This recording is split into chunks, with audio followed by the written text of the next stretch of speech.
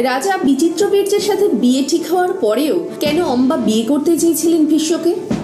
মহাভারতের কাহিনী অনুযায়ী মহারাজ বিচিত্রবীর্যের সাথে বিয়ে ঠিক হওয়ার পরেও অম্বা বিয়ে করতে চেয়েছিলেন ভীষ্মকে। কিন্তু কেন? তিনি তো রাজা ছিলেন না। তাহলে কি অম্বা ভালোবাসতেন ভীষ্মকে, নাকি এর পেছনে লুকিয়ে রয়েছে অন্য কোনো কাহিনী? কাশীর রাজা কাশ্য তার 3 মেয়ে অর্থাৎ অম্বা, অম্বিকা ও অম্বালিকার বিয়ের জন্য স্বয়ম্বর সভার আয়োজন করেছিলেন। আর এদিকে কুরুবংশের সত্যবতী তার পুত্র বিচিত্রবীর্যের জন্য সুযোগ্য পাত্রীর খোঁজ করছিলেন। তিনি ভীষ্মকে দায়িত্ব দিয়েছিলেন পাত্রী খোঁজার। তিনি ভীষ্মকে বলেন, ভীষ্ম, আমি এমন পাত্রীর সাথে আমার পুত্রের বিয়ে দিতে চাই যিনি কুরুবংশের যোগ্য রানী হওয়ার ক্ষমতা রাখেন। ভীষ্ম বলেন, আপনি যেমন চাইছেন ঠিক তেমনটাই হবে, আপনি কোনো চিন্তা করবেন না, আজই আমি ব্যবস্থা করছি।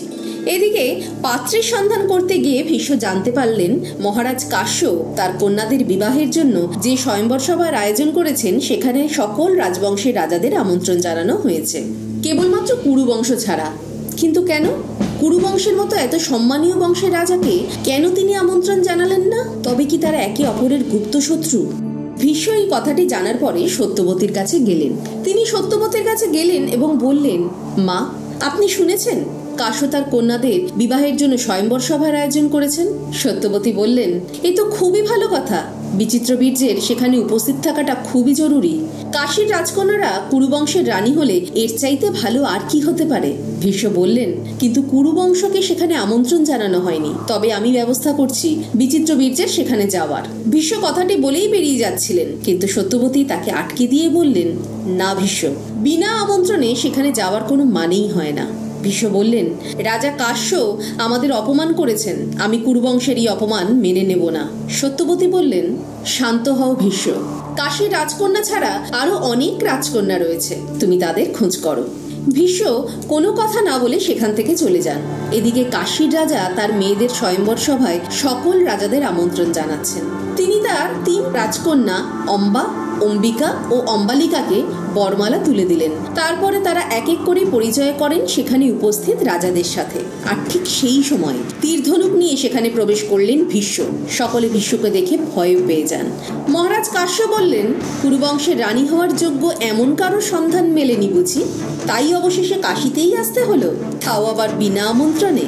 ভীষ্ম বললেন, আপনার এই অপমান আমি কিছুতেই মেনে নেব না। আপনার এই 3 রাজকন্যাই কুরুবংশের রানী হবেন। কাশ্য রেগে গিয়ে বললেন, আর একটি কথা বললে তোমার কি ব্যবস্থা করা উচিত তা আমার জানা আছে। ভীষ্ম বললেন, পারলে আমায় আটকে দেখান। কাশ্য বললেন, এখন খুব অপমানিত বোধ করছো বুঝি? আশা করি এবারে বুঝতে পেরেছো অপমান কাকে বলে। আমি যখন আমার বোনের সাথে তোমার বিবাহের প্রস্তাব নিয়ে গিয়েছিলাম তখন আমার সেই প্রস্তাব গ্রহণ করা হয়নি, ফিরিয়ে দেওয়া হয়েছিল আমায়। তাই আমি চাই না কুরুবংশের সাথে আমাদের কোনো সম্পর্ক হোক। ভীষ্ম আর একটি কথাও না বাড়িয়ে 3 রাজকন্যার দিকে এগিয়ে যান। কিন্তু তখন মহারাজ কাশ্যের রক্ষীরা ভীষ্মকে বাধা দেওয়ার চেষ্টা করেন। আর তখন ভীষ্ম তার তীরধনুক নিয়ে সকলকে হত্যা করার জন্য এগিয়ে আসেন। তখন তার এই রূপ দেখে 3 রাজকন্যা সকলের সামনে বললেন, আমরা কাকে বিবাহ করব একান্ত আমাদের সিদ্ধান্ত। আমরা স্ব ইচ্ছেতে কুরুবংশের রানী হতে চাই। আমরা রাজা বিচিত্রবীর্যকে বিবাহ করতে রাজি। আমরা ভীষ্মের সাথে যেতেও রাজি। ভীষ্ম তাদের কথা শুনে শান্ত হলেন। এদিকে মহারাজ কাশ্য তার কন্যাদের বললেন, তোমরা আমায় অপমান করলে। রাজকন্যারা বললেন, আমরা যা করেছি তা সকলের কথা ভেবেই করেছি, আমাদের আপনি আশীর্বাদ করুন। অবশেষে কাশীর 3 রাজকন্যাকে ভীষ্ম নিয়ে আসলেন কুরুবংশের রাজপ্রাসাদে। অম্বা, অম্বিকা ও অম্বালিকা সেখানে পৌঁছে প্রথমেই দেখা করলেন সত্যবতীর সাথে। তাদের আশীর্বাদ করলেন সত্যবতী। তার মাতৃসুলভ ভালোবাসা পেয়ে 3 রাজকন্যাই খুব খুশি হলেন। কিন্তু তা সত্ত্বেও অম্বা ততটা খুশি ছিলেন না যতটা অম্বিকা ও অম্বালিকা ছিলেন। সত্যবতী বুঝতে পেরেছিলেন অম্বা এই বিয়েতে রাজি হলেও তিনি এই সিদ্ধান্ত জোর করেই নিয়েছেন। সত্যবতী অম্বাকে বললেন, অম্বা, তুমি কি কিছু বলতে চাও? অম্বা বললেন, না। সত্যবতী বললেন, তুমি বলতে পারো, তোমার কোনো ভয় নেই। অম্বার চোখ দিয়ে হঠাৎই জল গড়িয়ে পড়ল। সত্যবতী তার সামনে গিয়ে তার মাথায় হাত বুলিয়ে দিতে দিতে বললেন, কি হয়েছে মা, বলো। অম্বা বললেন, আমি সালভা কুমারকে ভালোবাসি। আমি তাকে ছেড়ে থাকতেও পারবো না। আমাদের দুজনের স্বপ্ন ছিল যে আমরা একে অপরের ছায়াসঙ্গী হয়ে থাকবো সারা জীবন। আমাদের সন্তান হবে। অম্বার চোখ দিয়ে জল গড়িয়ে পড়তেই থাকে। সত্যবতী সবটা শোনার পরে ভীষ্মকে আদেশ দেন, ভীষ্ম, তুমি এক্ষুনি অম্বাকে সালভাকুমারের প্রাসাদে নিয়ে যাও। ভীষ্ম বললেন, আপনি যেমনটা বলছেন তেমনটাই হবে মা। অম্বার কাছে গিয়ে সত্যবতী বললেন, তুমি খুব সাহসী।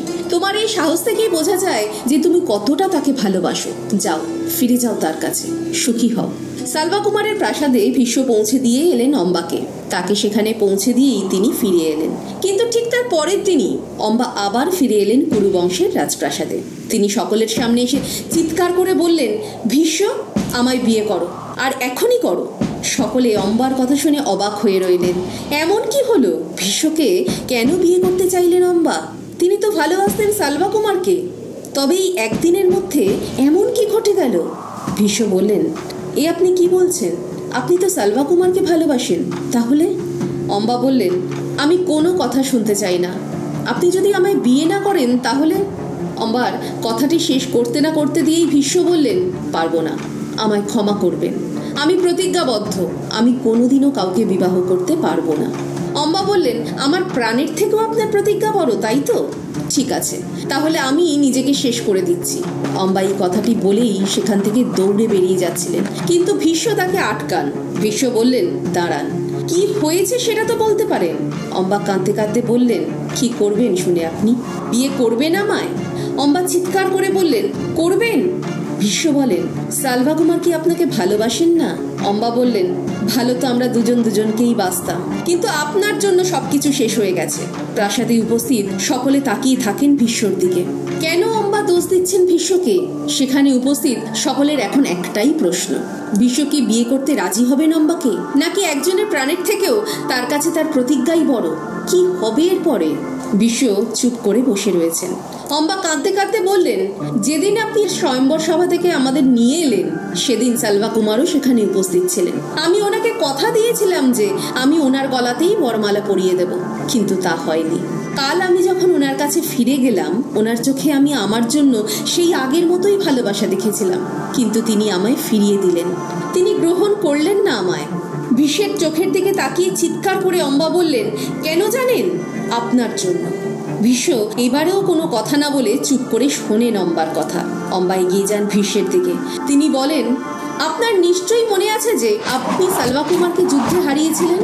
তারপরে গোপনে হস্তিনাপুর আক্রমণ করবার জন্য রাজা শান্তনু মৃত্যুদণ্ড দিতে চেয়েছিলেন সালভাকুমারকে। তখন আপনি তার প্রাণ ভিক্ষে দিয়েছিলেন। আজ আবার আমায় নিজের ভাইয়ের সাথে বিবাহ দেওয়ার জন্য নিয়ে আসার পরেও আপনি আমায় সালভাকুমারের কাছে পাঠিয়ে দিলেন। তিনি বলেছেন যে তার জীবন আপনার দেওয়া ভিক্ষে। তিনি আপনার দেওয়া আর কোনো ভিক্ষে মানে আমায় গ্রহণ করবেন না। ভীষ্ম বলেন, বুঝেছি, কিন্তু আমার কি দোষ? অম্বা হাততালি দিয়ে বললেন, বাহ, আপনি সকলকে প্রাণের ভয় দেখালেন। আমি এখানে আসলাম আমার স্বয়ম্বর ছেড়ে, সকল রাজারা তা জানেন। আপনি আমায় সালভাকুমারের কাছে পাঠালেন, উনিও আমায় ফিরিয়ে দিলেন। আপনাকে বিয়ের প্রস্তাব দিলাম, আপনিও ফিরিয়ে দিলেন। এখন কে বিয়ে করবে আমায়? কে নেবে আমার এই অপমানের দায়? এসব কিছুর জন্য আপনিই দায়ী, তাই আপনি আমায় বিয়ে করবেন। ভীষ্ম বলেন, আমার প্রতিজ্ঞার থেকে বড় আমার জীবনে আর কিছু হতে পারে না। এটাই আমার শেষ কথা। আমি দুঃখিত যদি আমি আপনাকে আঘাত দিয়ে থাকি, তাহলে আমায় ক্ষমা করে দিন। অম্বা বললেন, ক্ষমা আমি আপনাকে করব না, এই অপমান আমি মেনেও নেব না। আর কোনো কথা না বলে অম্বা চলে গেলেন সেখান থেকে। সকলের কাছে এখন একটাই প্রশ্ন রয়ে গেল, অম্বা কি আবার ফিরে আসবেন তার অপমানের প্রতিশোধ নিতে? আশা করি আজকের এই ভিডিওটি আপনাদের ভালো লেগেছে। ভিডিওটি দেখার জন্য আপনাদের ধন্যবাদ। এরকম আরো মাইথোলজির গল্প জানতে হলে অবশ্যই লাইক, শেয়ার ও কমেন্ট করুন, আর তার সাথে সাথে সাবস্ক্রাইব করতে একদম ভুলবেন না।